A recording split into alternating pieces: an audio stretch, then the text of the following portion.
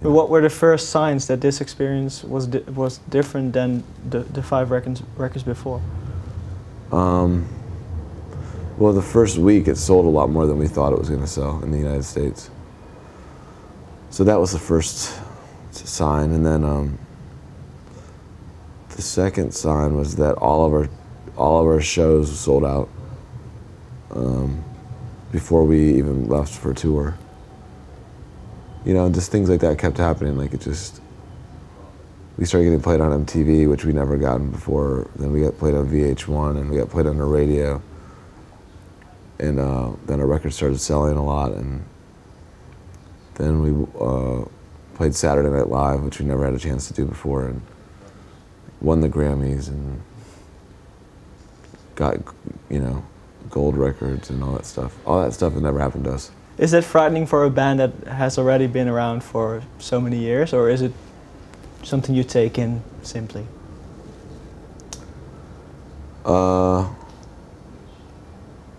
No, I mean, it's not frightening. I mean, I think we can put it in perspective better than maybe a younger band could, because we've seen so many bands. You know, that some bands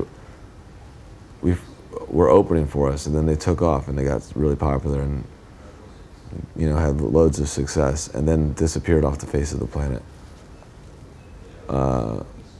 So, you know, we're aware that once you reach a certain level of success, it doesn't mean it will continue at all. But saying it's an anomaly, isn't that a bit too much to say? I don't know. I don't think it's healthy to count on anything.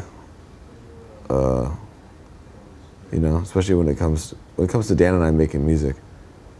Like, I can count on that happening. I can count on us making music that we like.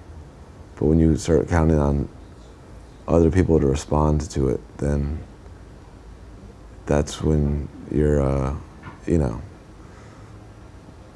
that's when you can start making mistakes and thinking that it's always going to be like the way it is. But when there's very little evidence to say that's the case with most bands. So. Do you think your friendship would then profited from your band going to the next level? I mean, we've always wanted to you know, to be as successful as we could, as long as we were doing it on our own terms. You know, that's the thing about the band is we started the band in my basement and made most of our records in a basement, basically. And the only outside help we've gotten has been from friends of ours, or people, you know, that we've become friends with, like Danger Mouse. I'd say, you know, he's a really good producer, and he works with us. But the reason why we work with him is because he's a friend of ours. So I think the challenge of like keeping a band moving forward and trying to focus on making good music and stuff, that's what keeps our friendship together.